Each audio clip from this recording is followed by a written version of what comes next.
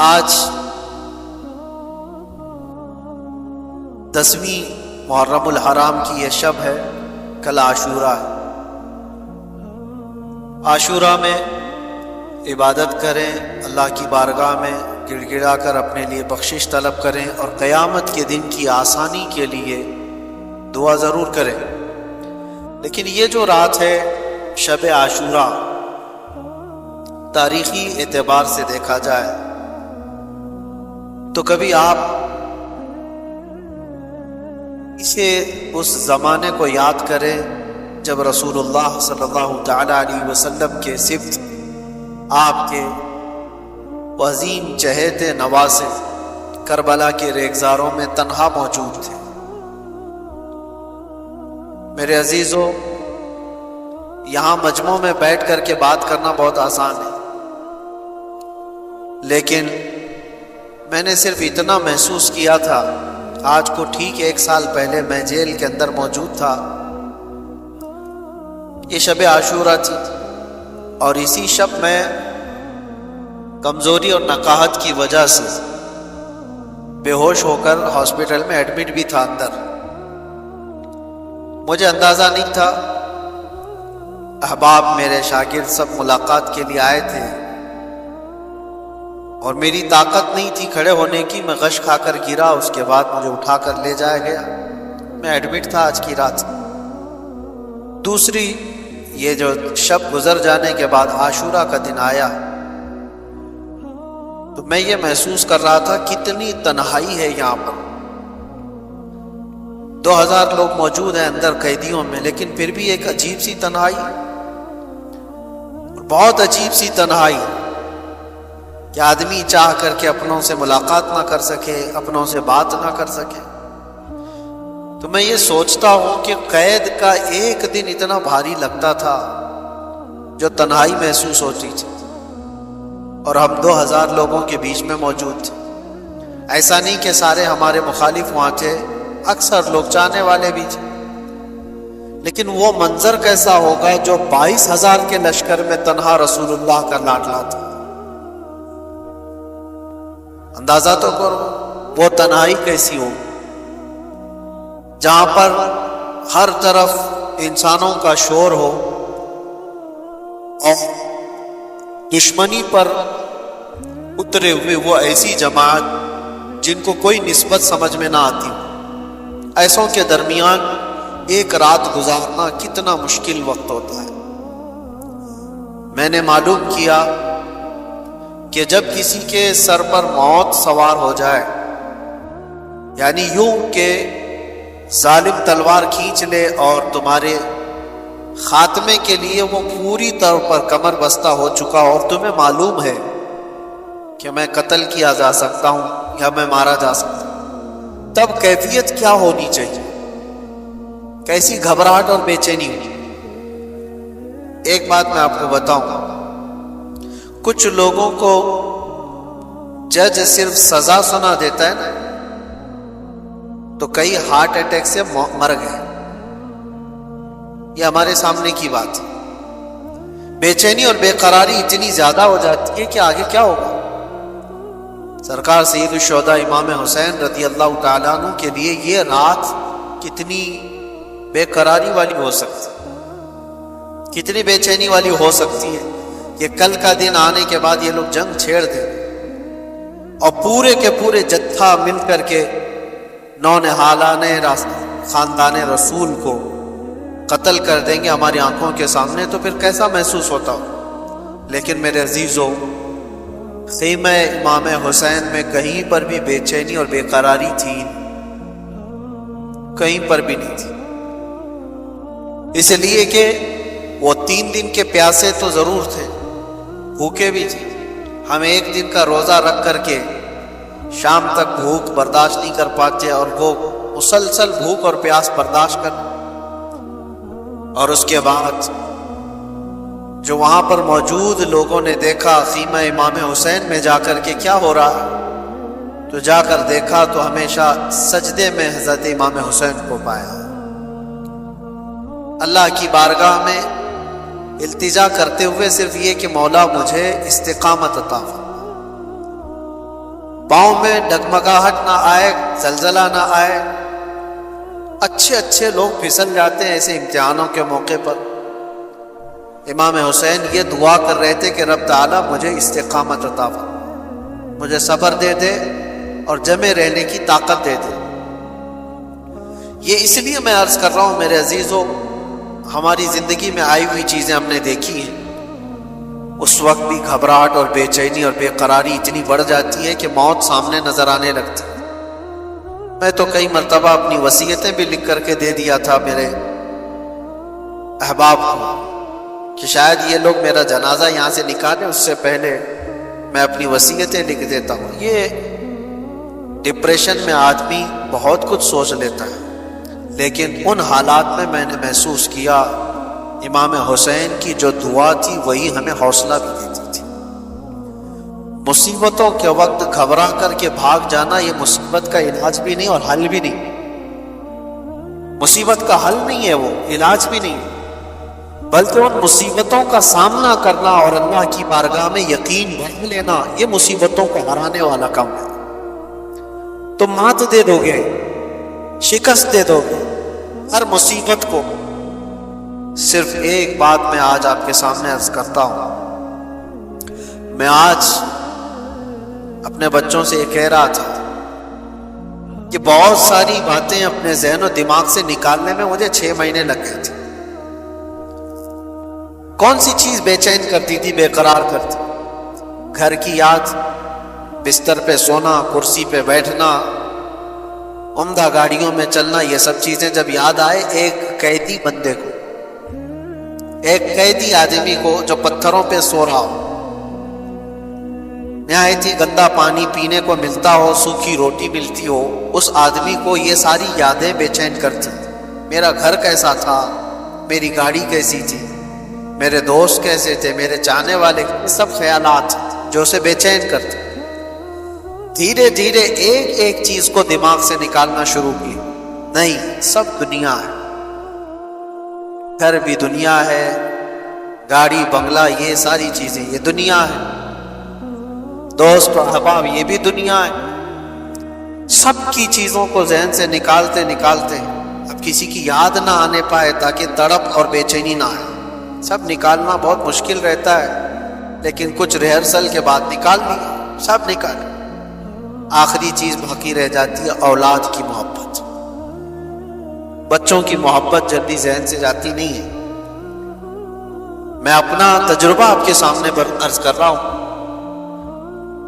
6 مہینے گزر گئے، جب کبھی چھوٹے سے بچے میرے اپنے ملاقات کے لیے جالیوں کے باہر آ جائیں تو تڑپ اور بے چینی عجیب سی ہوتی تھی، ہم چھو بھی نہیں سکتے انہیں، اور ان کے آنسوں کے نکلتے ہوئے قطرے ہمیں اور بے چین کرتے۔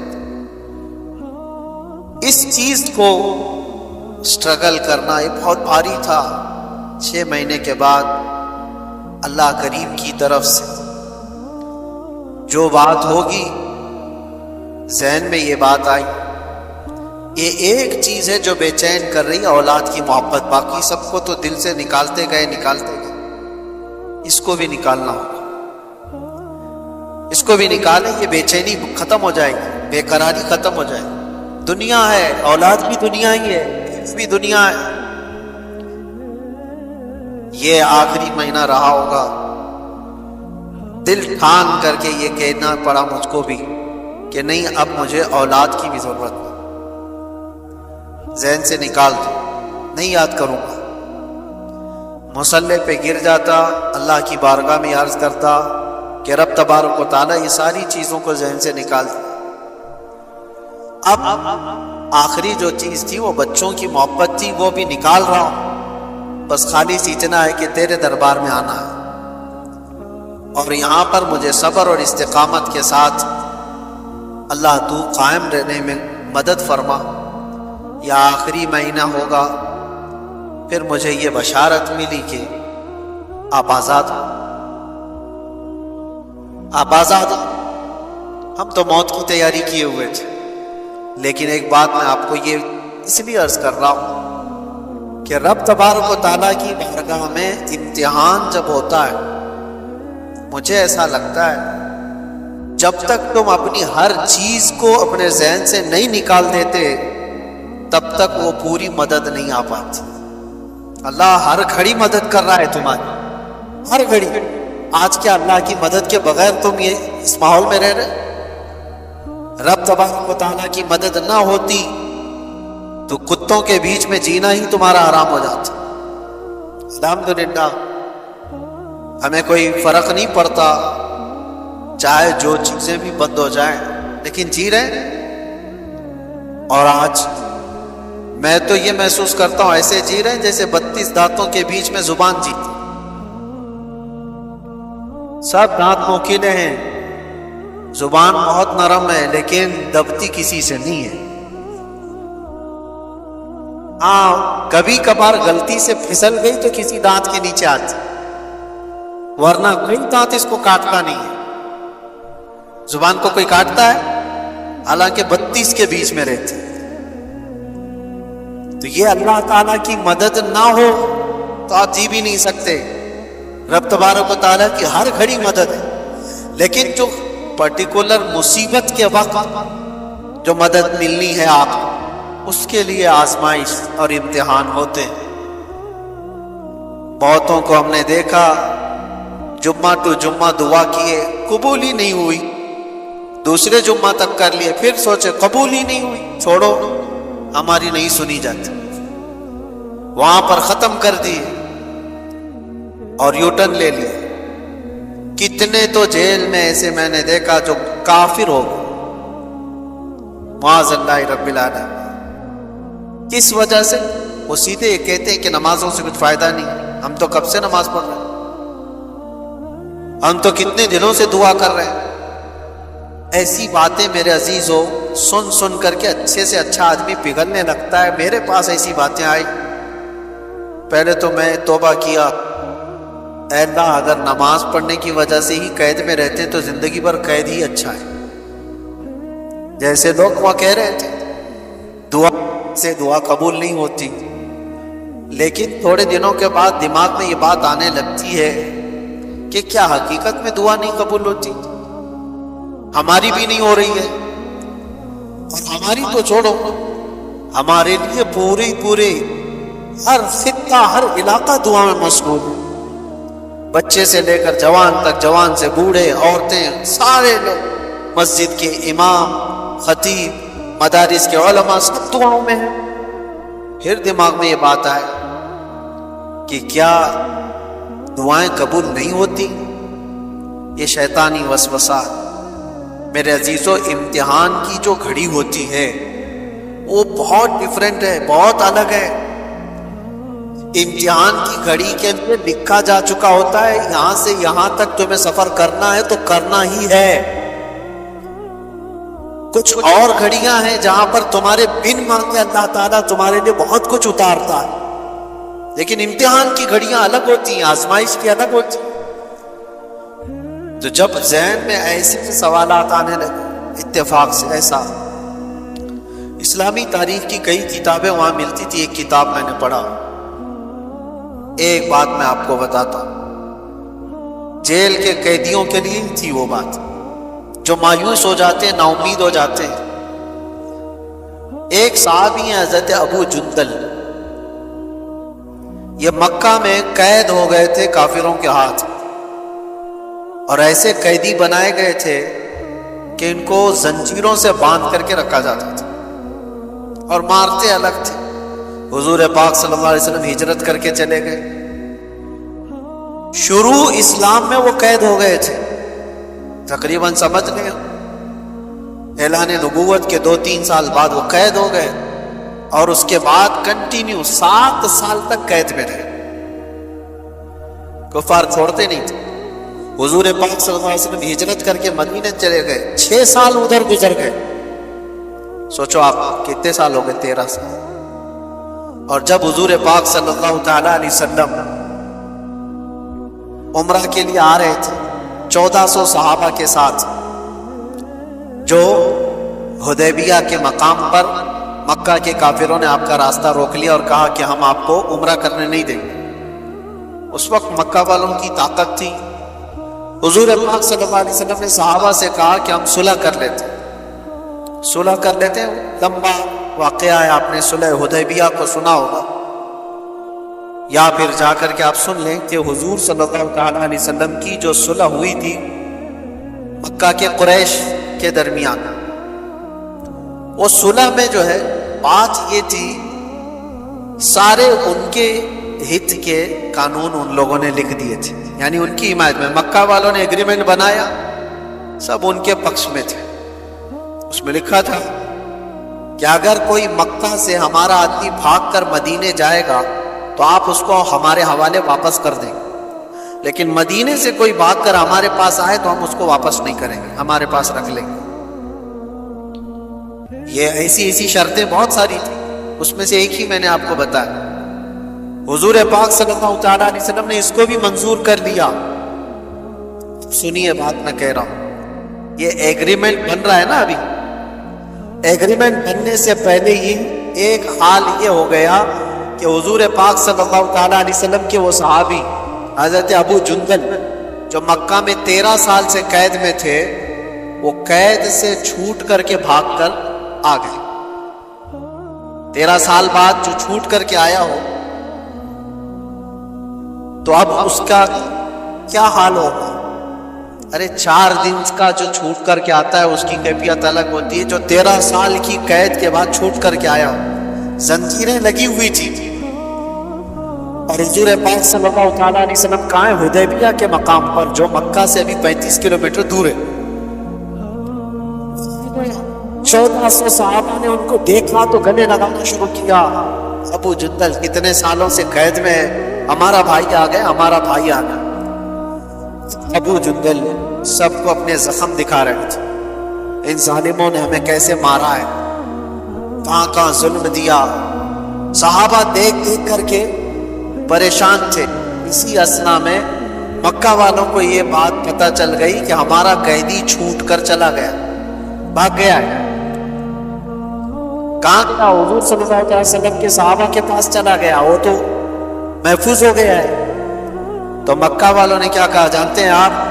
مکہ والوں نے یہ کہا کہ ہمارا ایگریمنٹ ہوا ہے، ہمارے ہاں سے بھاگ کر کے کوئی آئے گا آپ کے ہاں تو آپ اس کو واپس کریں گے. ہمارا ایک قیدی بھاگ کر کے آپ کے پاس آیا ہے، اس کو واپس کیجیے.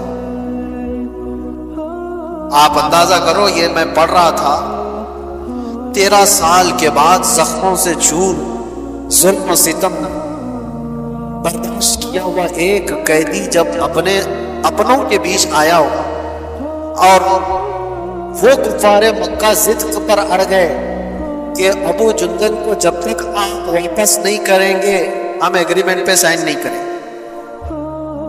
صحابہ سب کے سب کھڑے ہو گئے، کہا یا رسول اللہ صلی اللہ علیہ وسلم، یہ تو ایگریمنٹ کے بعد کی بات تھی، ابھی تو ہوا نہیں نا،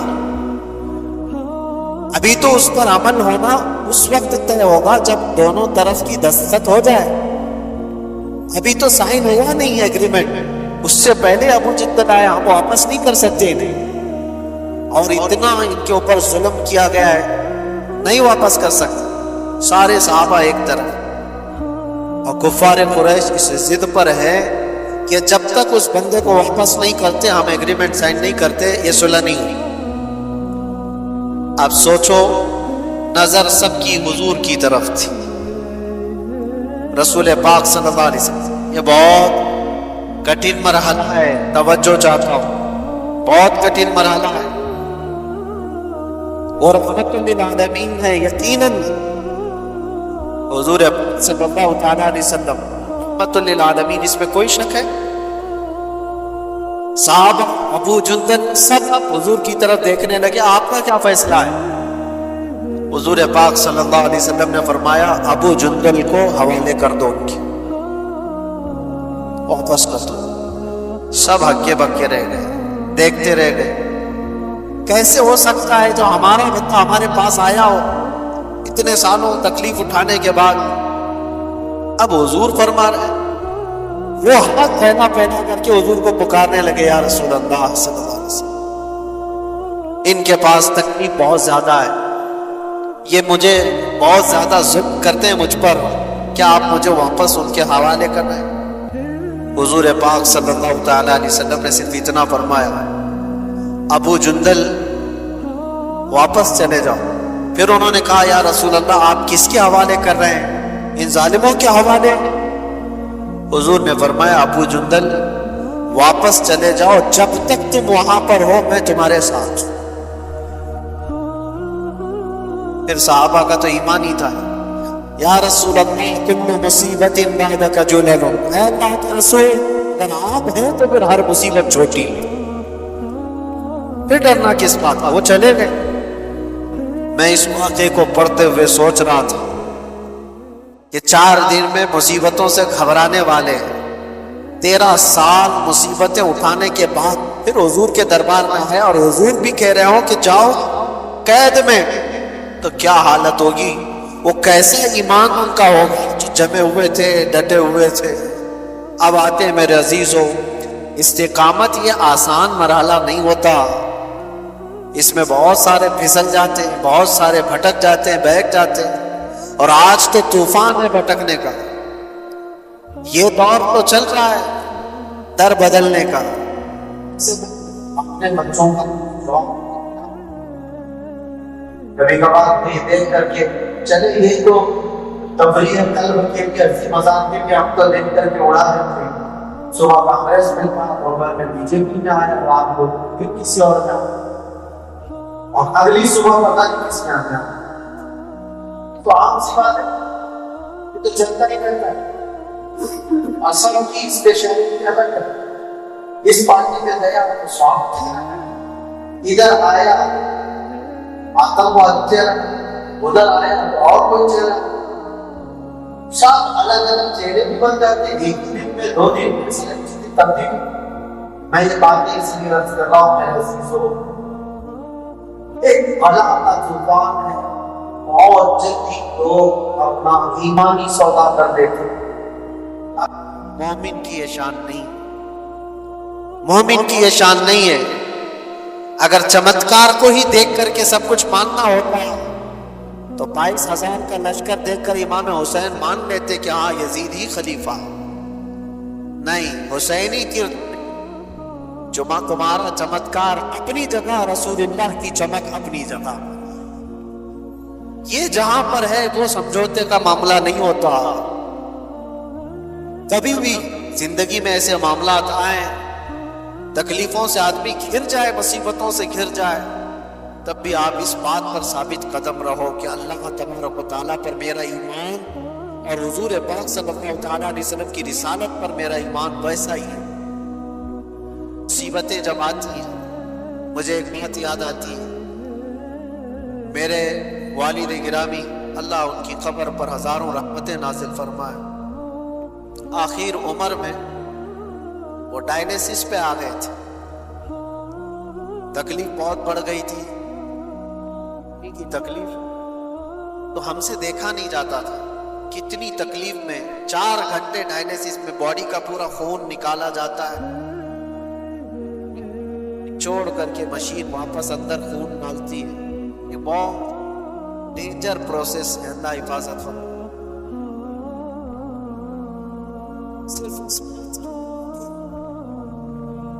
کڈنی کا جو کام ہے پیشاب نکالنا وہ نہیں کرتی، آپ کیا سمجھتے ہیں پیشاب نکلنا ایک نارمل سی چیز ہے؟ اگر 1 دن کے لیے تمہارا پیشاب رک جائے تو تمہاری زندگی درہم برہم ہو جائے، اللہ کی نعمت۔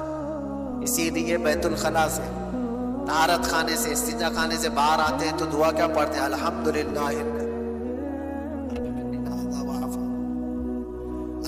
اللہ کا شکر پہلے بجا لاتے ہیں، اللہ تیرا کروڑا شکر ہے تو نے اذیت دینے والی چیز سے مجھ کو دور کیا، یا اذیت دینے والی چیز مجھ سے دور کیا ہے۔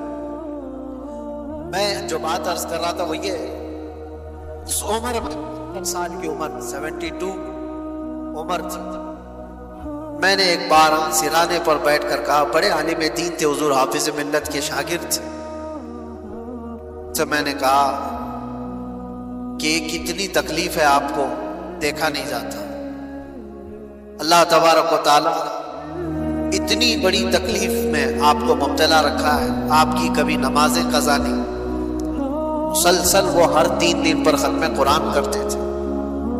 تو یہ ساری چیزیں ہونے کے بعد اتنی تکلیف آپ کو کیوں؟ اس وقت مجھے جو صبر کی تلقین کا ایک ادب ملا تھا، ایک تعلیم ملی تھی، وہ آج بھی یاد ہے. انہوں نے کہا کہ یہ 2 سال سے میرا ڈائلیسس چل رہا ہے، 70 سال جو اللہ تعالیٰ نے صحت بخشی، پہلے اس کا شکر تو کرو. مصیبتیں بہت تھوڑی اور اللہ تبارک و تعالیٰ انعامات میں ہمیں زیادہ رکھا ہے، لیکن دکھتی وہی مصیبتیں ہیں لوگوں کو. وہ خوشحال کتنا رکھا ہے وہ نہیں دیکھا جاتا. عزیزان گرامی وقار، یہ ساری باتوں کے بعد ہم آتے ہیں اس کربلا کے میدان.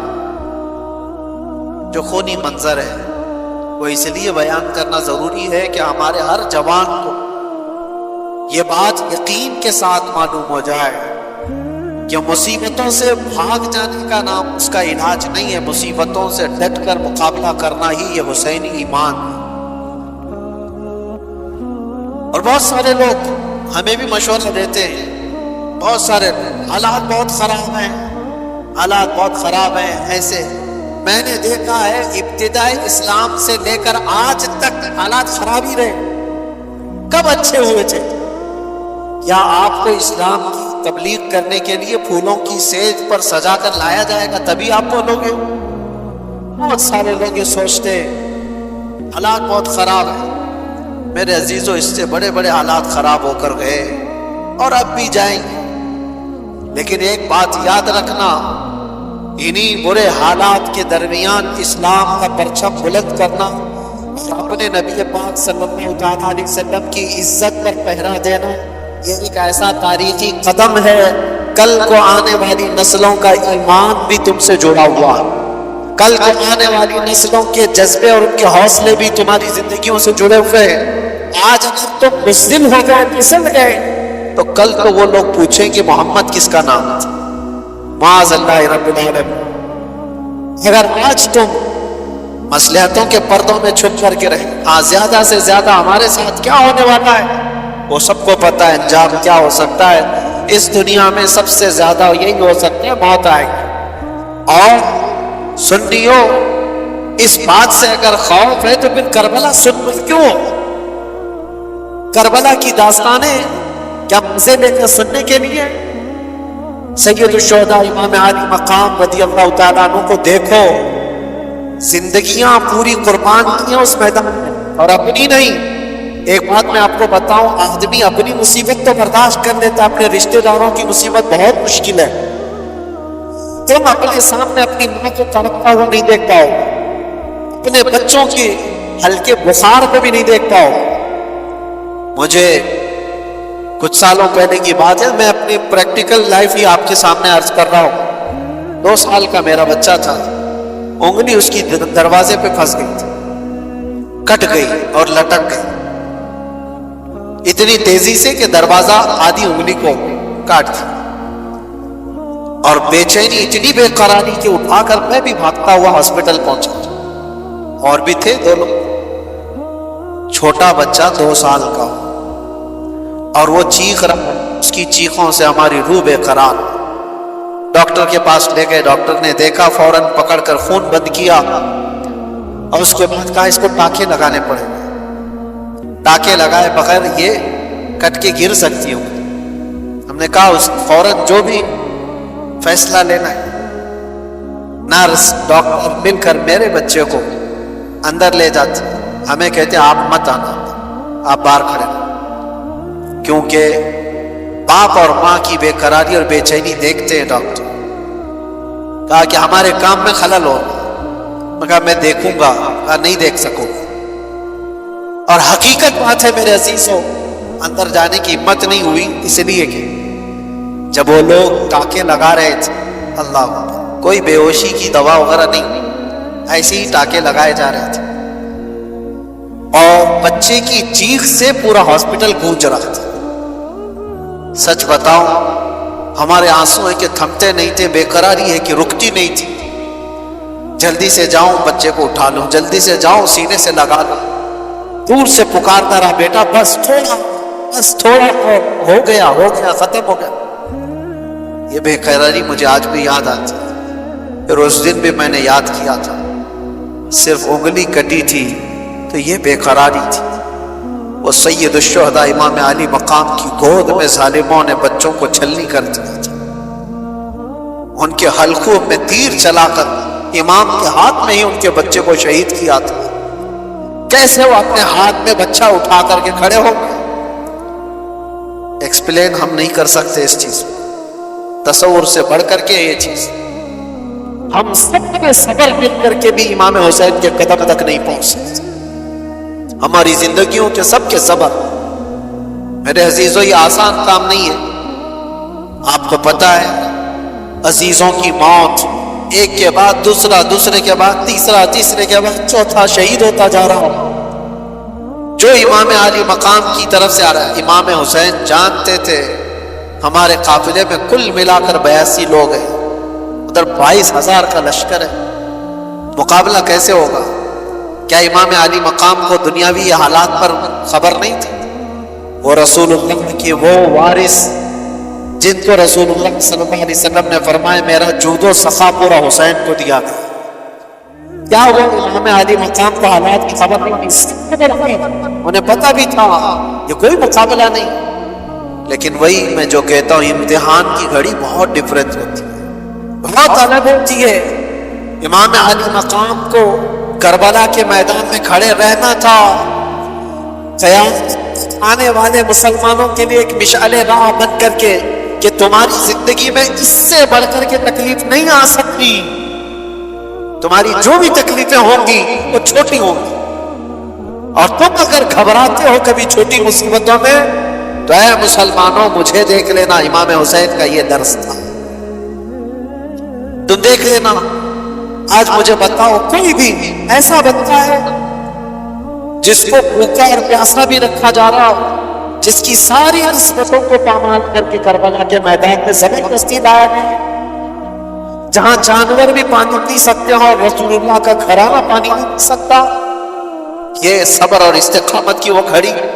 اب سوچو ایک ساتھ کسی کے ساتھ حادثہ ہوا ہوگا، میں مانتا ہوں، جیسے کئی پہاڑ کی چٹان کے نیچے آ گئے، کوئی بہ کے ایک ہی خاندان چلا گیا، ایسے حادثے تو ہو سکتے ہیں، ایک ساتھ چلے گئے، کوئی کسی گھر پہ ایسا ہوا ہوگا۔ امام علی مقام کے ساتھ ایسا نہیں، سٹیپ بائی سٹیپ دیکھا جا رہا ہے، صبح سے لے کر ایک ہی موت، اس کو برداشت کرنا، اس کو سہنا، ریکوری کے لیے وقت تو لگتا ہے، لیکن کیسے ایک ساتھ مل کر پورے امام حسین کو نہیں ختم کیا گیا تھا۔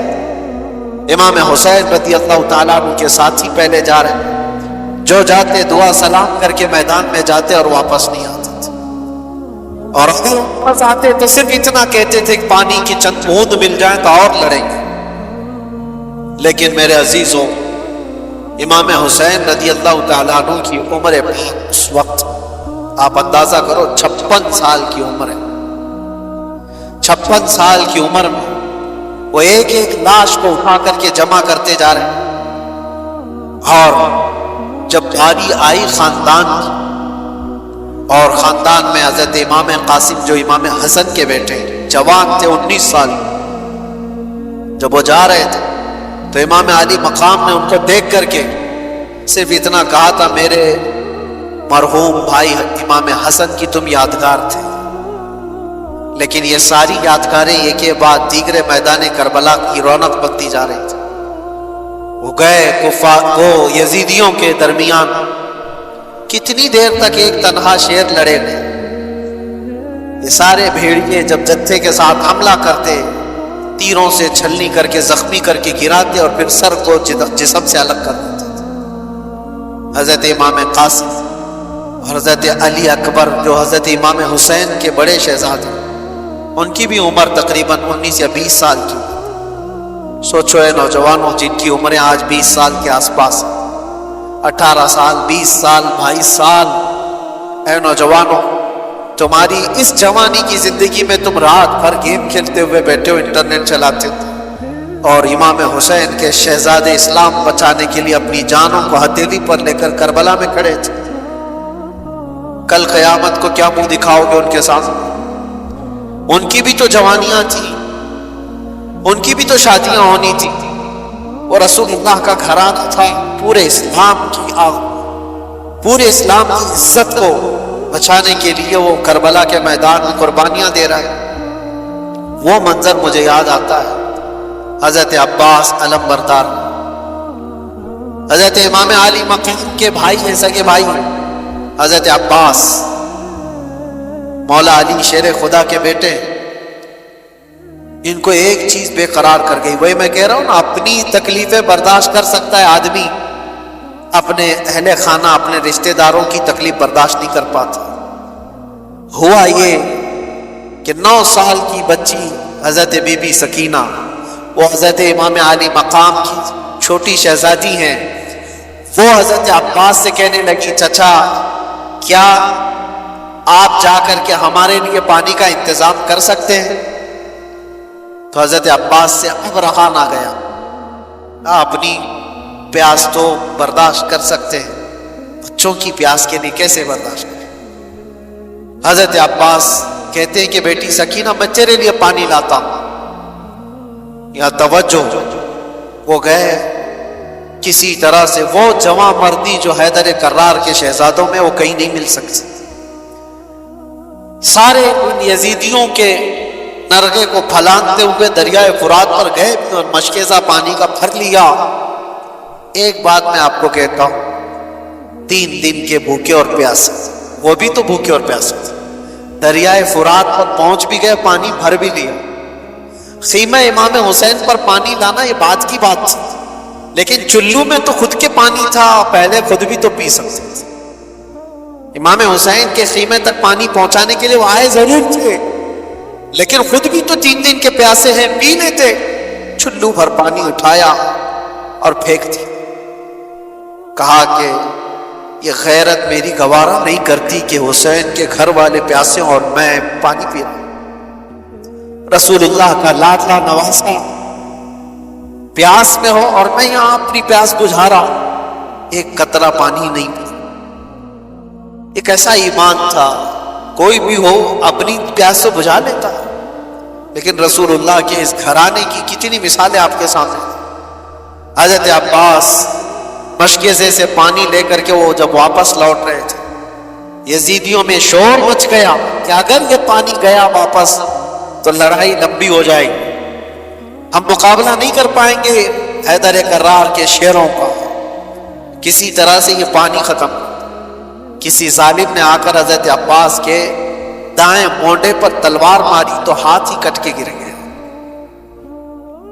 یہ کوئی میں ٹھوکر لگ کر چمڑی نکلنے کی بات نہیں کر رہا ہوں، ہاتھ کٹ کے گرا ہوا جس پہ مشکیزہ پانی کا پکڑا ہوا تھا۔ حضرت عباس نے کہا بائیں ہاتھ سے اٹھا لیتا، ہمت نہیں ہاری، پانی مجھے سکینہ کو پلانا ہے۔ جب وہ دوسرے ہاتھ میں پانی اٹھا کر دوڑ رہے تھے تو یزیدیوں نے یہ ہاتھ کو بھی کاٹ دیا، یہ ہاتھ بھی کاٹ دیا۔ جس کے بازوؤں کے دونوں ہاتھ کاٹ دیے ہو اس کی کیفیت کیا ہو؟ کیا درد نہیں ہوتا ہو؟ کیا تڑپ نہیں ہوتی ہو؟ لیکن ان کے اندر ایک ہی دھن تھی کہ مجھے پانی پلانا ہے خیمہ حسین۔ جو وہاں بچے پیاسے اپنے دانتوں سے پکڑ لیا مشکے سے، کہا میں اس طرح سے جاؤں گا بغیر ہاتھوں کے۔ یزیدی ظالموں نے دیکھا کہ یہ ہار نہیں مانتا ہے تو تیروں سے چھلنی کر کر کر کے اس مشکیزے کا پورا پانی بہا دیا۔ حضرت عباس کہتے ہیں اب میری ہمت ختم ہو گئی۔ حضرت عباس کہتے ہیں اب میں نہیں جا سکتا خیمہ امام حسین کی طرف، گر گئے، زخموں سے چور چور تھے، خون رس رہا ہو دونوں بازوؤں سے، پانی ختم، ساری چیزیں ختم ہو گئی۔ تو ظالموں نے دیکھا کہ عباس گر گئے زمین پر، تو کسی یزید نے آ کر کے آپ کے سینے پہ نیزہ مار کر شہید کر دیا۔ یہ وہ منظر تھا، امام حسین دوڑتے ہوئے آئے اپنے اس چھوٹے بھائی کو اٹھانے کے لیے۔ امام حسین کے سگے بھائیوں میں یہ چھوٹے بھائی اکیلے تھے کربلا کے میدان میں۔ آ کر دیکھا تو دونوں بازو کٹے ہوئے ہیں اور پورا جسم زخمیوں سے چور ہے اور نیزہ سینے پر لگا ہوا۔ امام علی مقام نے ان کو اٹھایا ہے. اور جانتے ہو یہ ایک ہی موقع ہے جب روایت ملتی ہے امام علی مقام نے اللہ کی بارگاہ میں یوں عرض کیا تھا اپنی ریڑھ کی ہڈی کو پکڑ کر, کمر کو پکڑ, الآن انکسر ظہری, آج میری کمر ٹوٹ گئی. بھائی جب چلا جاتا ہے تو کمر ٹوٹ گئی, لیکن یہ نہیں کہا کہ ایمان ٹوٹ گیا. جسم کمزور ہو جاتا ہے لیکن ایمان نہیں. امام علی مقام آئے واپس خیمے میں, بی بی سکینہ ویسی پیاسی تھی, آپ کی اہلیہ ویسی پیاسی, آپ کے گھر کے بچے ویسی پیاسی. وہ منظر کیا عجیب منظر ہے. مجھے بات یاد آتی آج سے 1 سال پہلے جب میں کربلا کے واقعات جیل کے اندر بھی سنا رہا تھا تو جو غیر مسلم ہیں وہ بھی رو رہے تھے. غیر مسلم جن کا ایمان نہیں, امام علی مقام کے گھرانے کی ان شہادتوں کو سن کر وہ بھی رو رہے تھے. یہ سانحہ ایسا ہے. اندر کی بیویوں نے آ کر امام علی مقام سے کہا کہ مولا ان کو تکلیف ہم سے ہے, دشمنی ہمارے سے, ہمارا 6 مہینے کا جو ننھا علی اصغر ہے اس سے تو نہیں ہے دشمنی, اب سینے میں دودھ سوکھ گیا ہے, اس بچے کو لے جائیں, شاید اس کو کچھ پانی کے قطرات وہ حلق میں ڈال دیں تاکہ اس کی پیاس کم ہو جائے. امام علی مقام نے اپنی بیوی کی بات سن کر کے اس ننھے علی اصغر کو اٹھا کر میدان میں تشریف لائے تھے. ایک بات یاد رکھے, جس کے سر پر ہوس طاری ہو اس سے کبھی کوئی امید نہیں لگائی جا سکتی, کبھی کوئی امید نہیں کر سکتے. امام علی مقام نے بیویوں کو پکار نہیں کیا, لیکن دیکھو اس کی ماں کے سینے سے دودھ سوکھ گیا ہے, تم اس کو کچھ پانی پلاتا. ظالم نے امام علی مقام کی تقریر سن کر کے دور سے تیر چلایا, تیر سیدھے علی اصغر گردن پہ آ کر لگا. نشانہ ایسا تھا کہ لگ گیا. امام علی مقام کے چہرے پر آ کر پڑا. کیسے منظر ہے, اپنے بیٹے کی لاش کو لے کر کھڑا. جلدی سے امام علی مقام نے اپنے بچے کو چھپا لیا, سینے سے لگا لیا, چہرے سے کم کو سانس آئی تھی کہ ماتم پہ رنگ گئے چلا اللہ کی چھوٹے چھوٹے 6 مہینے کا جس کی گریڈ میں شہید ہو چکا ہے اس کا کیا حال ہونا چاہیے. سینے سے لگا ہچکیاں لیتے ہوئے سب کچھ ہو چکا تھا, لیکن سب سے بڑا کٹھن مرحلہ یہ تھا کہ بچے کو ماں کے حوالے بھی تو کرنا ہے. جب خیمے کی طرف لے کر کے آیا, خیمے کی خواتین نے پکار کر کے کہا مولا امام حسین کے بچوں کو پانی پینا کرنا ہے, اس لیے کہ بچوں کے رونے کی آواز نہیں آ رہی, بچے کے چیخنے کی آواز آ رہی ہے. پھر سے خواتین نے پوچھا امام علی سے کہ مولا کیا بچے کو پانی پلا دیں. امام علی نے کہا ہاں نے ایسا پانی پلایا کہ اس کے بعد ان کا بچہ کبھی پانی نہیں مانگے, اس لیے کہ اس مقدر میں یہاں کا پانی نہیں دیتا. اس کو پانی یہ ظالم کیا پلاتے, اس کو پانی کے رسول اللہ کے ہاتھ سے پینا تھا. نبی صلی اللہ علیہ وسلم کے ہاتھ سے جانے کیسے اسے پینا تھا, کیسا صبر کا موقع ہو سکتا ہے. یہ سب میں آپ کے مرحلے بتا رہا ہوں, ذہنوں کو حاضر رکھ کر کے سوچو کے ساتھ کیا ہو گیا جب یہ سب شہادتیں ہو گئی تھی. جب زین العابدین خیمے میں آ گئے, کہا کہ مولا مجھے جانے کی اجازت. ایک ہی بیٹے بچے کے امام علی کے امام زین العابدین امام کو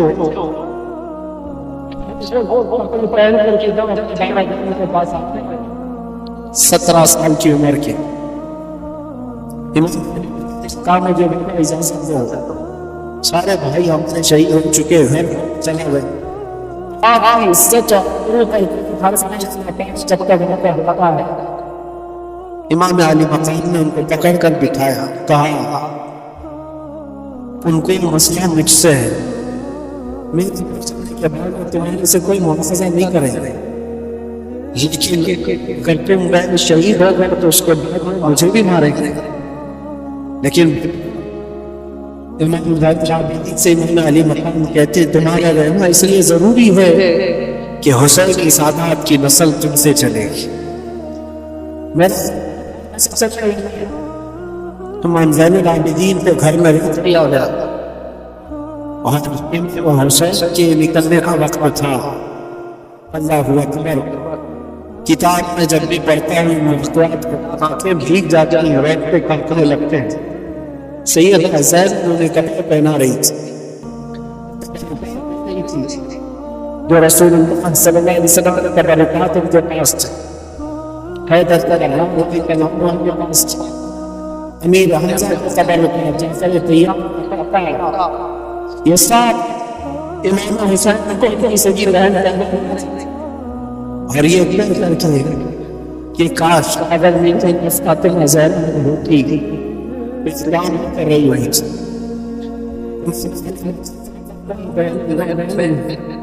حوصلہ دیا اور کہا کہ فی امان اللہ ہماری طرف سے کوئی فکر کی ضرورت ہے، ہم کا سفر کرتے کیسا کیسی استقام آخری مرتبہ اس گھر کو سوار، لیکن یہ بھی بتایا کہ گھر لڑتا نہیں تھا جس امام علی کا ہمیشہ سفر میں رہتا میدان پکڑ کر کے دیکھا کہ گھوڑے کی ٹانگوں کو بیوی سکینہ پکڑی ہوئی بیٹھی تھی اور وہ یہ انتظام پر کی تھی کہ بابا کا مت لے جانا، اس لیے کہ جو گھر اس نہیں آیا۔ بیٹی کو دعائیں اور کہا تیرا باپ یہاں پر قصیم امتحان کی میری شہادت پر میں مت کرنا، میری شہادت پر ماتھا مت پیٹنا، میری شہادت پر نوچنا، اللہ کی مصطفیٰ کی شریعت کی حفاظت کرنا، یہ آخری وصیت تھی اپنی بیٹی کو۔ اور جب گئے امام حسین بھی امام علی مقام میں انہوں نے موقع دیا یزیدیوں کو، اب بھی جو کچھ ہو گیا ہے اس کو ختم کیا جا سکتا ہے، میرے گھر والے سب قتل ہو گئے، اب بھی تم کو موقع دیتا ہوں کہ میرے قتل سے اپنے ہاتھوں کو رنگین نہ کرو، ورنہ قیامت میں کیا منہ لے کر کے آؤ گے میرے نانا کے پاس، کیا جواب دو گے؟ آخری خطبہ بھی امام علی مقام کا میدان کربلا میں گونجتا رہا، لیکن یزیدیوں پر کوئی اثر نہ ہو۔ ایک بات میں آپ کو بتاؤں، یہ نہ اثر ہونے والی بات کب آتی ہے؟ جب کسی پر کوئی بات اثر نہیں کرتی ہے تو یہ وہی مقام ہوتا ہے جب دل دنیا کی لالچ میں مردہ ہو چکا ہو، وہ آج بھی ہو سکتا ہے۔ اور کہا گیا جب کسی کا دل مردہ ہوتا ہے لالچ میں، دنیا کی لالچ میں، اس کے لیے ماں سے زنا بھی کوئی بڑی بات نہیں ہوتی۔ اسی لیے ہمیشہ یاد رکھو، دل کے مردہ ہونے سے پہلے اپنے دلوں کا علاج کرو۔ دل جس کا مردہ ہوتا ہے اسے کوئی احساس ہی نہیں ہوتا کون مر رہا ہے کون جی رہا ہے۔ اسی لیے میرے عزیزوں، وہ یزیدی جو وہاں کھڑے تھے وہ مردہ دل تھے، لالچ سوار تھے، دنیا کی ہوس سوار تھے۔ امام علی مقام کے دیے ہوئے خطبوں کا کوئی اثر نہیں ہوا، ان کو خطبہ سننے کی ضرورت کیا تھی؟ صرف اتنا دیکھ لیتے چہرے امام حسین میں جلوہ رسول نظر آ رہا تھا۔ کیا ان کو یہ نہیں معلوم تھا کہ یہ فاطمہ زہرا کا لاڈلا ہے؟ کیا انہیں یہ نہیں معلوم تھا یہ حیدر کرار کا لخت جگر ہے؟ کیا انہیں یہ نہیں معلوم تھا کہ رسول اللہ نے کہا ہے اپنی حدیث پاک میں الحسن والحسین سیدہ شباب اہل الجنہ، حسن اور حسین جنتی جوانوں کے سردار ہیں؟ یہ سب باتیں ان کو نہیں معلوم تھی؟ سب معلوم تھی، لیکن تف ہے، لعنت ہے دنیاوی ہوس اور ہرس کا کہ جب یہ کسی کے دل پر سوار ہو جاتی ہے تو پھر تمام احساسات اس کے ختم ہو جاتے ہیں۔ ایک ہی چیز نظر آ رہی ہوتی ہے، دنیا دنیا دنیا۔ وہ نسبتوں کا احترام نہیں کرتا، اسے ماں باپ بیٹی استاد مرشد اولیاء انبیاء کچھ معنی نہیں رکھتے دل جب مردہ ہوتا ہے۔ اسی لیے میں کہتا ہوں میرے عزیزوں، دلوں کو مردہ ہونے سے بچا لینا، ہمیشہ دلوں کو مردہ ہونے سے بچا لینا۔ میں اس پر پھر گفتگو کروں گا انشاءاللہ، آج ذکر کی مجلس بھی ہے اور ہم اپنے دلوں کو زندہ کرنے کے لیے آئے، لیکن تذکرہ امام حسین کا اس لیے ضروری تھا کہ آج کی یہ رات مولا حسین کی کیسی رات رہی ہو۔ جب آپ آئے آخری خطبہ بھی دیا، ظالموں پر کچھ اثر نہ ہوا، لڑنے پر تل گئے، اور لوگ یہ تو بیان کرتے ہیں کہ امام علی مقام کو شہید کر دیا گیا، لیکن کیا آپ نے کبھی یہ بھی سنا کہ امام علی مقام کے شہزادوں نے ان کتوں کی کیسی درگت بنائی تھی؟ ایک ایک شہزادے نے 100 پر حملہ کیا تھا، ایک ایک شہزادے نے 100 پر حملہ کیا ہے، اسی لیے تو وہ مقابلہ تنہا کر نہیں پاتے تھے۔ حضرت امام قاسم امام حسن کے بیٹے، ایک ہی جوان ایسا ہے جو میدان میں موجود ایک بہت بڑا پہلوان مقابل میں آیا تھا، اور اس نے یہ کہا تھا کہ میں اس بچے کے مقابل کا لائق نہیں ہوں، یہ بچہ میرے لائق نہیں ہے، میں تو اپنے بیٹے بھیجتا ہوں۔ اس کے 4 بیٹے تھے اس پہلوان کے۔ امام قاسم کو وہ 19 سال کا جوان یہ کہہ رہا تھا یہ لڑکا ہے، اور میں لڑکوں سے مقابلہ نہیں کرتا، میرا بیٹا کافی ہے۔ پہلے اپنے بیٹے کو بھیجا امام قاسم کے مقابل میں، منٹ نہیں گزرے تھے کہ گاجر کی طرح کاٹ کے رکھ دیا۔ دوسرے بیٹے کو بھیجا، امام قاسم نے اس کی گردن اڑا دی۔ تیسرا آیا، تیسرا بھی مر گیا۔ چوتھا آیا، چوتھا بھی مر گیا۔ ایک حیدر کرار کا شہزادہ ہے، پہلوان کے 4 پہلوان بیٹوں کو منٹوں میں اڑا دیا۔ ارے ان کو پانی دیے ہوتے تو 22,000 کو ایک امام قاسم ہی ختم کر دیتا، لیکن وہ امتحان کی گھڑی تھی، امتحان کی گھڑی تھی۔ اور اس کے بعد وہ پہلوان پھر مقابل میں آیا کہ 4 میرے بچوں کو یہ گاجر مولی کی طرح کاٹ کے رکھ چکا ہے، اور آیا اور کہنے لگا تو جانتا ہے میرا مقام کیا ہے، میں کتنے لوگوں سے تنہا لڑ سکتا ہوں۔ بڑی بلند بانگ دعوے کرتے ہوئے وہ آیا۔ امام قاسم نے کہا سنا تو بہت ہے تیرے چرچے، تو بہت بڑا پہلوان ہے، لیکن میں دیکھ کر کے افسوس کر رہا ہوں کہ تجھے گھوڑے کی زین باندھنے کا طریقہ بھی نہیں آتا۔ گھوڑے کی جو رسی ہوتی ہے یہ باندھنا ایک فن ہوتا ہے فوجی کا، سپاہی کا، تجھے باندھنے کا طریقہ نہیں آتا اور اتنا بڑا پہلوان کہلاتا ہے۔ اس کے لیے شرمندگی کی بات تھی، آر کی بات تھی، بہت عیب کی بات تھی۔ وہ کہا میرے گھوڑے کی رسی صحیح باندھنے کا طریقہ مجھے نہیں آتا، تم سکھا رہے ہو۔ وہ گھوڑے کی ناتی دیکھنے کے لیے کیا جھکا تھا، امام قاسم نے ایک ہی وار میں اس کو ختم کر دیا۔ یہ منظر حیدر کرار کے بیٹوں کا تھا۔ میں آپ کو اس لیے بتا رہا ہوں کہ صرف اور صرف شہدائے کرام کی شہادت ہی نہیں، یہ بھی بتاؤ کہ مارا بھی کیسے۔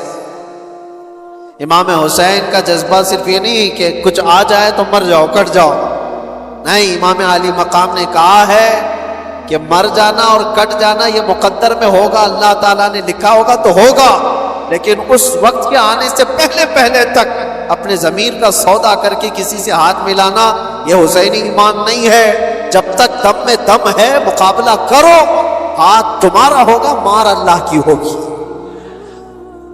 مقابلہ کرو۔ کبھی یہ مت سوچنا کہ میں تنہا کتوں میں گر گیا ہوں، کوشش تو کر کے دیکھو، ہوتا ہے میرے عزیزوں، بہت مقامات پر ہاتھ تمہارا ہوگا، مار اللہ کی ہوگی۔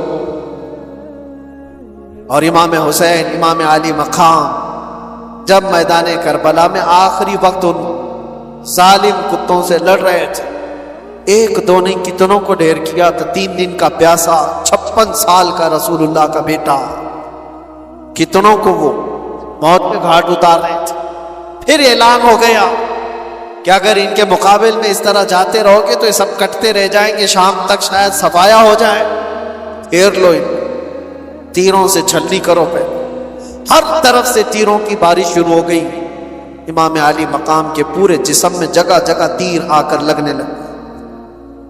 बाज तारीख निगारों ने कहा है कि 72 से ज्यादा तीर लगे हुए थे। 72 तीर किसको कहते हैं? और आप इतने ज्यादा तीर जब जिस्म पर लगे तो घोड़े से आप उतर आए। ये वही वक्त था, जुमा का वक्त, आशूरा का 10वीं मुहर्रमुल हराम। इमाम अली मकाम जैसे ही उतरे सजदे में गिर गए। सजदे में जैसे ही गिरे उन जालिम कुत्तों ने सोचा इससे बेहतर मौका नहीं। खोली और शिमर जैसे इन जालिमों ने इमाम अली मकाम की पीठ पर अपना पांव रख करके आपके सर मुबारक को जिस्म से अलग कर। इन्ना लिल्लाहि व इन्ना इलैहि राजिऊन। लेकिन मेरे अजीजों, इमाम हुसैन रदी अल्लाह तआला अन्हु की इस शहादत उज़्मा पर जितना गम करो वो कम है, जितना गम मनाओ वो कम ही है। हम मानते हैं जिंदगी भर इस दुख को हम साथ लेकर जीते, लेकिन साथ में उनका ये मैसेज भी तो लेकर के जाओ। आज लोग ये समझते हैं सिर्फ पट्टी बांध लेने से हुसैनी हो जाए। तुम पट्टी बांध करके दिखा रहे हो या हुसैन लिख करके? मेरे अजीजों, इमाम अली मकाम पट्टी बांधे तो नहीं थे, लेकिन दाढ़ी जरूर रखे हुए थे। हुसैन के नाम की पट्टी तो चेहरे पर आ गई, हुसैन के नाम की दाढ़ी क्यों नहीं आई? वो रसूलुल्लाह का शहजादा जो अपने अखलाक व किरदार के साथ मैदान करबला में आया था, साल भर ऐश कर रहे, नाच रहे, गा रहे, सब कुछ कर रहे, और मुहर्रम में तुम्हें गमे हुसैन है। गमे हुसैन का हक वो अदा करता है जिसे पैगाम हुसैन की भी याद है। हुसैन क्यों शहीद हो गए थे? इसलिए कि इस्लाम हम तक पहुंच जाए, ये ईमान की दौलत बाकी रहे। ये जो आज आप रौनकें देख रहे हैं ये मस्जिदों की, क्या ये इमाम अली मकाम की कुर्बानी की बरकत नहीं है? आज पूरी दुनिया में मैं मानता हूं इस इस्लाम को आबियारी अता की है खून इमाम हुसैन। इसीलिए कहा है कत्ल हुसैन असल में मर्गे यजीद है, इस्लाम जिंदा होता है हर करबला के बाद। इमाम अली मकाम का ये पैगाम याद रखो है नौजवानों, तुम्हारी जिंदगी में बहुत सारे ऐसे मौके आएंगे, बहुत सारे ऐसे मौके आएंगे, और यजीदी फितनों से तुम्हें दो चार होना पड़ेगा। लेकिन इसका मतलब ये नहीं है कि तुम सर छुपाकर भाग जाओ। मसलहतें अपनी जगह पर, हिकमतें अपनी जगह पर, तदाबीर अपनी जगह पर, लेकिन किसी पर अगर सवार हो जाए कोई चीज तो फिर हटना भी नहीं, हक के साथ कायम रहना यह हुसैनी ईमान, हक के साथ कायम रहना यह हुसैनी ईमान। हमसे जो लोग ये कहते हैं, मैं मानता हूं कि हालात ऐसे हैं वैसे हैं, जरूर ऐसे वैसे होंगे, लेकिन अगर सब चीजों से बचकर के भी चले जाएं तो मशवरे देने वाले मुझे बताओ, मेरी जिंदगी की गारंटी दे दो कि कुछ ना बोलोगे तो 100 साल आप जी लेंगे। गारंटी दोगे? कोई है जो हमारी हयात और हमारी जिंदगी की गारंटी देगा? वो साहब भी यही कहेंगे गारंटी क्या मैं नहीं दे सकते। जब नहीं दे सकते तो मशवरा क्यों देते हो? हमारी जिंदगी की गारंटी नहीं ले सकते अपने हाथ में, तो ऐसी बुज़दिली का मशवरा न दो। हाँ, हमें मालूम है मौत और हयात अल्लाह के दस्ते कुदरत में, अगर रब तबारक व तआला चाहे तो चूंटी से भी तुम मर सकते हो, मच्छर से भी मर सकते हो, और अगर वो चाहे तो बड़े से बड़े फिरौन भी तुम्हारा कुछ नहीं कर सकते। नमरूद है कि फिरौन हो कि यजीद हो, कोई तुम्हारा माल बेकार नहीं कर सकता। ये ईमान और ये तकदीर है। तो जब तक अल्लाह ताला हयात बाकी रखा है, तुम्हारे जिस्मों में जान बाकी है, हुसैनी किरदार के साथ जियो मेरे अजीज। क्यों ये ढकी छुपी जिंदगी? आज जानते हो سب سے زیادہ آج ہمارے اوپر جو معاملات ہیں کہ ہر چیز تمہاری نشانے پر جو لکھ جا رہی ہے، اس کی وجہ یہ ہے کہ تم ان تمام چیزوں سے بھاگے بھاگے پھر رہے ہو۔ کیا یہ مجمع فجر میں ہوتا؟ ان مسجدوں میں جو ویرانی ہے، تو ظاہر سی بات ہے ہم نے اپنے ہاتھوں سے جب اسلام کو نقصان پہنچانا شروع کیا تو خیروں کے آج لگائے ہوئے الزامات اور ان کے دیے ہوئے مصیبتوں کا واویلا کیوں چاہتے ہو؟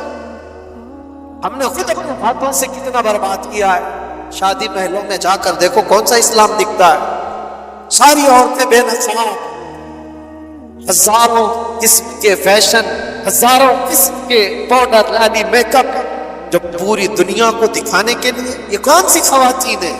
کیا یہ فاطمہ زہرا کی کنیزیں ہیں؟ آپ کو پتا ہے جب امام حسین کا سر لے کر نیزے میں ڈال کر دمشق میں آیا تھا جلوس، خاندان رسول کی بیویاں بھی اس جلوس میں تھے، امام حسین کی بیویاں، امام حسین کی بہن، امام حسین کی بیٹی، سب اس جلوس میں قیدی بنا کر کے یزید کے دربار میں لے جائے جا رہے تھے۔ ایک واقعہ بتاتا ہوں، جب دمشق پہنچا یہ جلوس، نیزے پر امام حسین کا سر ہے اور آگے لے کر چلا جا رہا ہے قافلہ، اور ساتھ میں عورتیں بھی ہیں۔ دمشق میں پورا مجمع ٹوٹ پڑا تھا یہ منظر دیکھنے کے لیے کہ کربلا سے لٹا ہوا قافلہ آیا ہے، اور ان کو دیکھنے کے لیے سارے لوگ مجمع کے بڑی تعداد میں گلیوں میں کھڑے تھے۔ اب سوچو، جس کا تماشا دیکھنے کے لیے پورا شہر کھڑا ہوا، اس کے سامنے سے گزرنا ہے۔ اس مجمع کے بیچ میں ایک بوڑھے صحابی تھے، رسول اللہ صلی اللہ علیہ وسلم کے صحابی، وہ دیکھ کر کے رونے لگ گئے کہ کیا منظر ہے، میں نے اس سر کو دیکھا تھا، یہ سر وہی ہے جس کو رسول اللہ بوسہ دیا، میرے آقا اپنی زبان ان کے منہ میں دیتے تھے، امام حسین کو اپنا لعاب چساتے تھے۔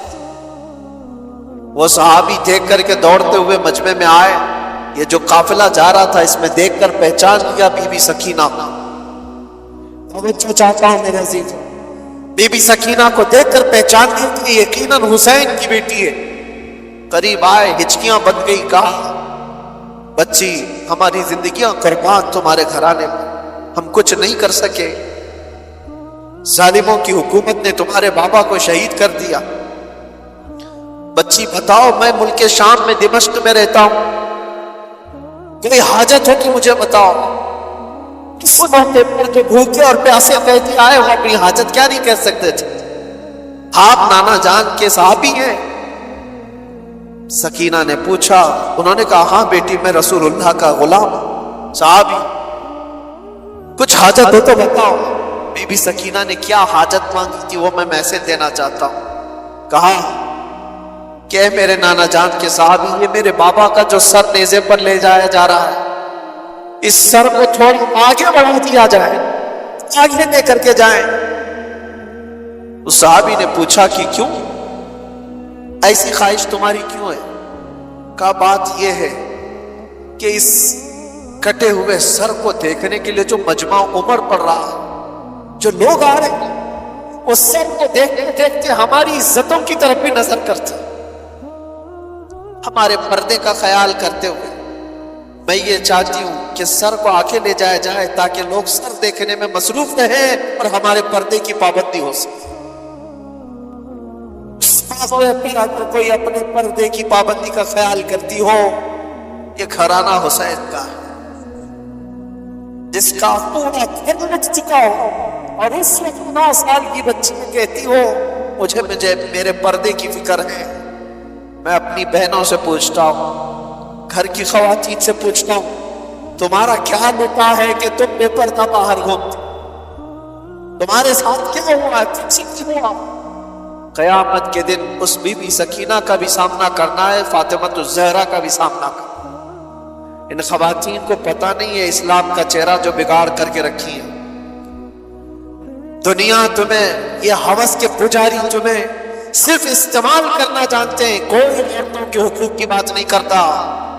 یہ ناٹک ہے، یہ ڈھکوسلا ہے جو وومن رائٹ کی بات کرتے ہیں۔ عورتوں کے حقوق کیا ہم علم بردار ہیں، پاسدار ہیں؟ کون سے عورتوں کے حقوق؟ یا عورتوں کے حقوق کی بات نہیں کرتے، عورتوں کو ننگا اسٹیج پر نچانے کی کوشش کرتے۔ یہ سارے لوگ کتنے ہیں رال ٹپکاتے ہوئے عورت کو دیکھ کر مزے لینا چاہتے ہیں، اور ہماری بچیوں کو ایسا لگتا ہے کہ یہ آزادی ہے۔ آزادی نہیں، یہ جہنمی زندگی ہے۔ اللہ نے تمہیں اشرف المخلوقات بنایا، تم جانوروں کی طرح زندگی گزارنا چاہتے ہو؟ جانور تو کپڑے نہیں پہنتے، اور یہاں عورتوں کو ایسا لگتا ہے جتنا شارٹ لباس پہنیں گے اتنا فیشن ہے، جتنا کم کپڑا پہنو تو فیشن ہے۔ کم کپڑا پہننا اگر فیشن ہے تو کتے اور جانور جو بھینس ہے وہ تمہارے سے زیادہ فیشنیبل ہے، وہ تو ایک بھی کپڑا نہیں پہنتے۔ کیا ننگا رہنا کوئی فیشن ہے؟ امت مصطفیٰ کے ایمان کو غارت کرنے کے لیے دنیا فیشن کے طور طریقے بناتی ہے۔ ماں اور بہنوں کی آج عزت لوٹی جا رہی ہے، اس کی وجہ کیا ہے؟ کاش اسلامی پردے کی حمایت کی ہوتی ہے، ان کی عزتیں محفوظ ہوتی۔ اے نوجوانوں، ایک بات یاد رکھو، میں یہاں سے پیغام عورتوں کو دے رہا ہوں ضرور، لیکن ایک حدیث یہ بھی سنا کر جاتا ہوں۔ اللہ کے نبی صلی اللہ علیہ وسلم نے فرمایا دیوس جہنمی ہے، دیوس جہنمی ہے، دیوس جہنمی ہے۔ بار مصطفیٰ کریم صلی اللہ علیہ وسلم نے فرمایا، صحابہ نے پوچھا یا رسول اللہ کون دیوس؟ میرے آقا نے فرمایا وہ جہنم میں جائے گا جس کی عورت پردہ باہر گھومتی۔ تو مرد کے لیے حضور نے فرمایا مرد جو اپنی عورت کو بے پردہ باہر گھماتا ہے وہ جہنم میں جائے گا، تو جو بے پردہ عورت ہے اس کا عذاب کیا ہوگا؟ امام علی مقام کا گھرانہ وہ نہیں ہے جو اپنے گھرانے کو بنائے ہوئے ہو۔ آسمان کربلا سننا ہے تو پیغام کربلا بھی سنو۔ صرف قتل ہو گئے، کٹ گئے، مارے گئے، شہید ہو گئے، یہ صرف اور صرف کربلا کے میدان کا پیغام نہیں ہے۔ پیغام کربلا حقیقت میں یہ ہے کہ چاہے ہمارا سب کچھ لٹ جائے، دامن مصطفیٰ پر کوئی انگلی اٹھا نہ سکے۔ آج ہزاروں انگلیاں تمہاری طرف کیوں اٹھ رہی ہیں؟ تم نشہ کرتے ہو، تم شراب پی رہے ہو، تم چرس گانجے نہ جانے کیا کیا چیزیں کرو، انگلیاں تمہاری طرف اٹھائی جا رہی، یہ ایسا کرتے، یہ ایسا کرتے، یہ ایسا کرتے۔ در حقیقت تمہاری طرف یہ انگلیاں نہیں ہیں، تمہاری نسبت رسول اللہ سے کم اس بات کا خیال کرتے کہ دنیا میری طرف انگلی اٹھا کر کہیں حضور کو تو نہیں گالی دے۔ آج نبی پاک صلی اللہ تعالیٰ علیہ وسلم تک جو یہ ذہنی انگلیاں اٹھ رہی ہیں اس کی وجہ کچھ اعمال ہے، میرے اعمال ہے۔ توبہ کرو۔ میرے مصطفیٰ کریم صلی اللہ علیہ وسلم جس طرح تمہیں دیکھنا پسند کرتے تھے ویسے بن جاؤ، بس یہ زندگی۔ زندگی یہ نہیں ہے کسی کی کسی کے لیے، زندگی ہے نبی کی، نبی کے لیے نہ سمجھ مرتے ہیں، زندگی کے لیے جینا مرنا ہے سب کچھ نبی کے۔ بس اس پیغام کے ساتھ اپنی زندگیوں میں تبدیلیاں لاؤ۔ اے جوان، تبدیلیاں لاؤ۔ آج سے تقریباً 100 سال پہلے کی بات ہے، آزادی ہند کے موقع پر، ہندوستان کی آزادی سے پہلے کی بات ہے، میں ناگپور گیا ہوا تھا۔ بہت بڑے مفتی صاحب نے یہ بات مجھے بتائی تھی۔ علی برادران مشہور ہیں آزادی کے موقع پر، جو قدر ہوا تھا 1857 کے موقع پر، اس وقت بھی بہت سارے معاملات پیش آئے تھے۔ علی برادران دو مولانا لوگ، انہوں نے ایک پیغام دیا تھا 5 سے 15 منٹ کے لیے۔ ناگپور اسٹیشن پر بہت سارے مسلمانوں کا مجمع آیا اور ان سے پوچھا کہ آج کے حالات میں کیا کرنا چاہیے۔ انہوں نے صرف 2 جملوں میں کہا تھا، میں کوٹ کر رہا ہوں صرف اس بات کو اسے لیے کہ حقیقت ہے یہ، کہا کہ کچھ نہیں، سب کو ٹوپی اور داڑھی کنٹینیو پہننا چاہیے، ٹوپی کنٹینیو پہنو، داڑھی کنٹینیو رکھو۔ کہا اس میں کیا میسج ہے؟ کہا تمہیں پتا نہیں اس کا رعب اللہ تعالیٰ دلوں پر کیسا رکھتا ہے، تمہیں کچھ کرنے کی ضرورت نہیں، اخلاق رسول میں ایک بار ملبوس ہو جاؤ۔ میرے عزیزوں، نہ تمہیں تلوار بھالے نیزے اٹھانے کی ضرورت ہے، نہ تمہیں جنگ و جدال کی ضرورت ہے، تم ایک بار مصطفیٰ کریم صلی اللہ تعالیٰ علیہ وسلم کی سنتوں کو عمل میں لے آؤ، ایسی ہی تمہاری چلن پھرن سے کتنے کیڑے مر جائیں، ایسی تمہیں اندازہ بھی نہیں ہے۔ اللہ تبارک و تعالیٰ اس کا رعب رکھا ہے۔ چہرے رسول کا رعب ہے، دامن اسلام کا ایک رعب ہے. آپ کو اس کا اندازہ نہیں ہے لیکن دوسروں کو اندازہ ہے. اسی لیے میں دعوت دیتا ہوں، اٹھو وگرنہ حشر نہ ہوگا پھر کبھی، دوڑو کہ زمانہ چال اپنی چل گیا. قوت عشق سے ہر پست کو بالا کر دو، گھر میں نام محمد سے اجالا کر دو. انہیں جانا انہیں مانا نہ رکھا ہے سے کام، للہ الحمد میں دنیا سے مسلمان گیا. بس اس بات پر حضور کو توجہ میں رکھو، انہیں جانا انہیں جانا، پھر تمہیں فرق کچھ نہیں ہونا چاہیے، پھر کسی چیز کا کوئی اثر بھی نہیں ہونا چاہیے. اگر حضور سے سچی محبت کرتے ہو تو مجھے بتاؤ کیا یہ بات حق ہے یا نہیں؟ وہ جو نہ تھے تو اس جملے پر توجہ رکھنا. بس پورے شعر میں یہ جملہ میں توجہ کے ساتھ عرض کرتا ہوں. ویسے تو یہ پورا شعر یہ ہے، وہ جو نہ تھے تو کچھ نہ تھا، وہ جو نہ ہو تو کچھ نہ ہو. جہان کی اور جان ہے تو، لیکن اس پورے شعر میں صرف اتنا جملہ یاد رکھنا، وہ جو نہ ہو. ہماری زندگی کچھ نہیں، ہمارے نام کے ساتھ وہ جو نہ ہو تو، ہماری قبر میں بھی وہ جو نہ ہو تو، قیامت میں بھی وہ جو نہ ہو تو، کئی اذانوں میں وہ جو نہ ہو تو، قرآن میں وہ جو نہ ہو تو، ہر جگہ پر یہ جملہ یاد رکھنا، وہ جو نہ ہو تو. اسی لیے اقبال نے بھی کہا تھا، آپ نام مصطفیٰ ہست، ہم سب کی عزت ابر مصطفیٰ کے نام سے. ہر دری دنیا پر مصطفیٰ، جو کچھ بھی اس دنیا میں ہے وہ مصطفیٰ کے بعد، حضور کے بعد. یہی پیغام امام علی مقام کا تھا. آخری بات، اور اس کے بعد ہم دعا کرتے ہیں، ذکر کے لیے مجمع زیادہ ہے. آخری بات امام علی مقام کی یہ ایک چیز، قرآن کی آیت میں نے تلاوت کی، آپ نے سنا تھا، وَلَا تَقْتُلُوا لِمَن يَقْتَلُوا فِي سَبِيلِ اللَّهِ أَمْوَاتًا. یہ دیکھو عام لوگوں کو بھی آیت یاد ہے، جس کا مطلب کیا ہے؟ اللہ فرماتا ہے اللہ کی راہ میں جو مارے جائیں وہ تو مر جائیں، سب کو پتا ہے. بلکہ وہ کون کہہ رہا ہے؟ خالق کائنات. وہ کہہ رہا ہے بلکہ وہ زندہ ہے. تمہیں اس کا شعور نہیں، تمہیں اس کا شعور نہیں، تمہیں اندازہ نہیں وہ زندہ ہے. یہ قرآن گواہی دے رہا ہے شہیدوں کی زندگی. اب مجھے بتاؤ امام حسین زندہ ہے یا نہیں؟ تو زندہ جاوید کا ہم ماتم نہیں کرتے، زندہ جاوید کا ہم. خیر، مجھے جو بات عرض کرنی ہے، ایک طرف تو قرآن کی یہ آیت اور ایک طرف دوسری آیت میں آپ کو بتاتا ہوں 20ویں پارے میں اللہ اپنے رسول سے فرما رہا ہے، یا ابو جہل، یا عتبہ، یا شیبہ، یہ سب جتنے دشمنان رسول ہیں، انک لا تسمع الموتى ولا تسمع الصم الدعاء. اے رسول، ان کو اپنی باتیں سنا نہیں سکتے اس لیے کہ یہ گونگے بہرے مردہ ہیں. اللہ فرما رہا ہے کیا ہے؟ وہ مردہ ہے. کس کو مردہ کہہ رہا ہے؟ وہ چلتے پھرتے بھی ہیں، کھاتے پیتے بھی ہیں، اٹھتے بیٹھتے بھی ہیں، بات چیت بھی کرتے ہیں. کیا کہہ رہا ہے؟ وہ مردہ. اور ایک طرف کربلا کے میدان میں آؤ، ہاتھ الگ ہے، پیر الگ ہے، جسم الگ ہے، دھڑ الگ ہے، گردن الگ ہے. قرآن کہتا ہے وہ زندہ ہے. قرآن کیا کہتا ہے؟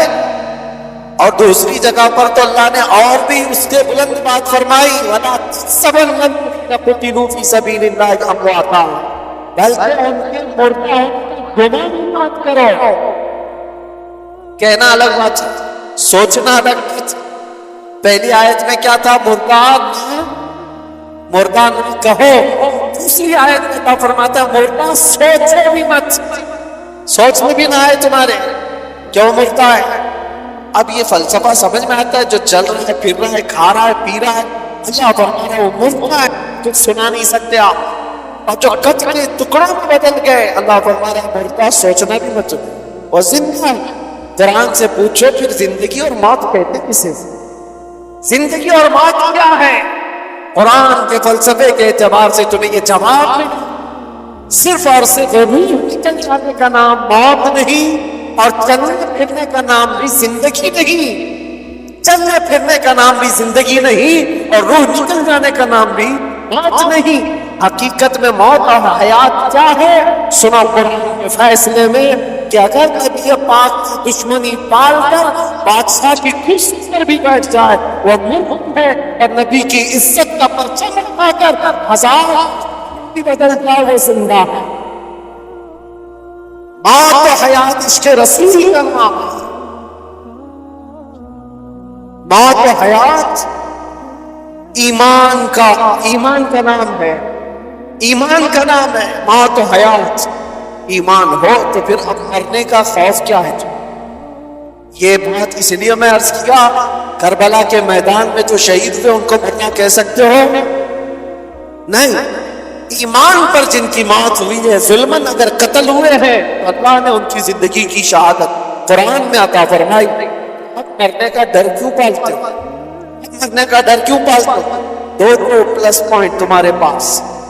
اگر ظلمن مارے گئے تو شہادت کے بعد ہمیشہ کی زندگی، اور یہ تو ابتدا ہے، مرنے کی ابتدا ہے۔ اگر ظلمن مارے گئے تو شہادت اور ہمیشہ کی زندگی، اور دوسری بڑی نعمت یہ ہے کہ قبر میں پہنچنے سے پہلے تاجدار مدینہ کی زیارت۔ اس سے بڑھ کر کے اور کیا چاہیے؟ جب کسی بندے کو یہ خیالات ہو کہ مجھے میرے مصطفیٰ کی زیارت کرنی ہے تو وہ بندہ مرنے سے ڈرتا نہیں، بلکہ وہ روز انتظار میں ہوتا ہے کہ وہ گھڑی کب آئے گی جب آنکھیں بند ہوگی اور دیدار مصطفیٰ ہوگا۔ اسی لیے میرے عزیزوں، جانتے ہو آپ ایک مومن صالح کو موت کے بعد اس کے گھر والے قبر میں لے جا کر دفن کر کے آتے ہیں تو حضور نے جو فرمایا وہ سچ ہے کہ منکر نکیرات ہیں، آتے ہیں، فرشتے آئیں گے سوال جواب کے لیے، لیکن حضور فرماتے ہیں قبر میں میں بھی ہوں گا، اور منکر نکیر حضور کی طرف دکھا کر کے مردے کو پوچھتے ہیں ان کے بارے میں کیا کہتا تھا، یہ سوال ہوگا کہ نہیں ہوگا؟ لیکن شاعر نے بہت اچھے انداز میں اس کو کہا ہے، جو بندہ زندگی بھر یہ تمنا کرتے کرتے کرتے رہ گیا کہ آج ہوگی زیارت کی کل ہوگی، آج ہوگی زیارت کی کل ہوگی، اور مر گیا بندہ، خواب میں زیارت نہ ہو سکی، اب اس کو یقین تھا مرنے کے بعد تو ہوگی، مرنے کے بعد تو پکا ہوگی، اور جب مر گیا تو قبر میں آ کر فرشتے جھنجھوڑ کر اٹھا رہے ہیں، وہ جھنجھلا کر کے کیا کہے گا؟ اب تو اے ناس سے اے فرشتوں، میرے مر میں پہنچا ہوں یہاں اس دل ربا کے واسطے، مر کے پہنچا ہوں یہاں، مجھے یہاں تک پہنچنے میں مرنا پڑا ہے، موت آئی ہے تب میں یہاں پہنچا ہوں، گر پڑ کے یہاں پہنچا، مر مر کے اسے پائے، چھوٹے نہ الہی اب سنگے در جانا۔ میرے عزیزوں، اس تمنا کے ساتھ اپنی زندگی گزارو۔ جو شب عاشورہ ہے دعا کرو کہ مولا کریم جب تک ہماری زندگیاں باقی ہیں، ہمارے جسم میں خون کا آخری قطرہ باقی ہے، ایمان اور عزت کی زندگی عطا فرما، اور ظالموں کی صحبت سے اور مجرموں کی صحبت سے ہمیشہ ہماری حفاظت فرما، ہماری رگوں میں حسینی خون عطا فرما، ہمارے دلوں کے اندر جذبہ حسینی عطا فرما، ہماری اولاد ہماری نسل سب کو غلامان حسین میں پیدا فرما، اور یزیدی فتنوں سے مولا ہمیں ڈٹ کر مقابلہ